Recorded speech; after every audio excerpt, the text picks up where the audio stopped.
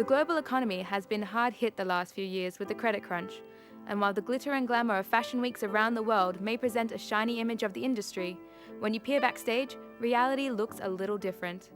But despite several labels closing down and the demise of many retailers, there is one fashion stronghold faring better than most.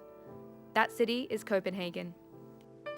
As a nation built on small to medium-sized businesses, the success of smaller designers like 100 is very important. Established 5 years ago by Nikolaj Nielsen, this denim label has blazed through the economic crisis and continued to go from strength to strength. It now distributes to over 170 retailers. Where did they go right? The first place to look is their design. It's quite basic, simple, and but nice, with a nice touch and nice qualities. It's quite easy to take into a shop in Germany or in UK or in Sweden, because it fits everybody. So it's not a difficult brand, but also that our price range is not that high. The brand's rise hasn't been without challenges. 100 sits in the mid-range market, which was hit hardest by the crisis. Because we dropped some of our price range. We dropped the most expensive ones and continue more in the medium and the lower price range of the collection. Also, you have to give the more margin to the shops. We all need to help each other in this case. Fashion is Denmark's third largest export, so its success is tied closely to the state's economic health.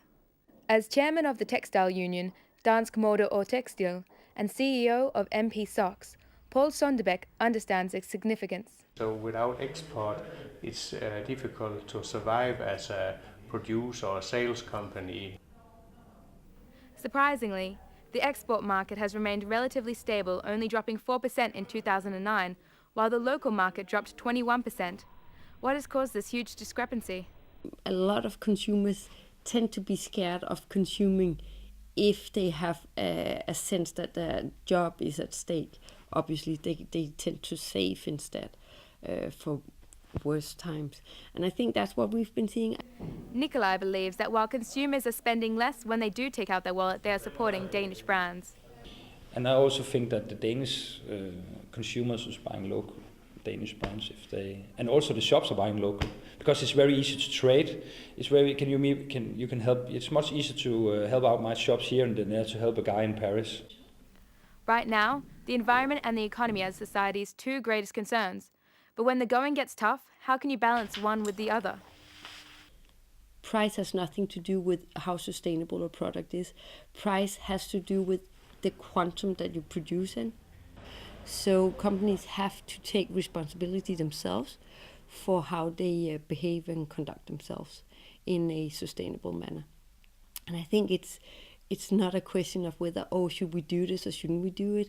You absolutely have to do it. One man doing it is Peter Ingwersen, the founder of luxury ethical fashion labels Noir, Black Noir, and Illuminati 2, which is an organic fabric line.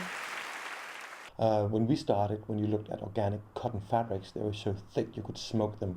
I mean, they were very, very non-sexy. And that is also changing today.